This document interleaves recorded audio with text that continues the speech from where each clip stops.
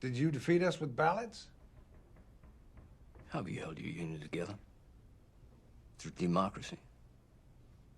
How many hundreds of thousands have died during your administration?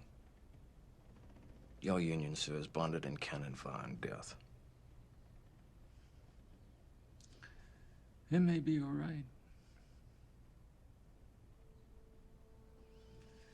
But say all we've done is show the world that democracy isn't chaos. That there is a great invisible strength in a people's union. Say we've shown that a people can endure awful sacrifice and yet cohere. Mightn't that save at least the idea of democracy to aspire to? Eventually to become worthy of? At all rates, whatever may be proven by blood and sacrifice must have been proved by now.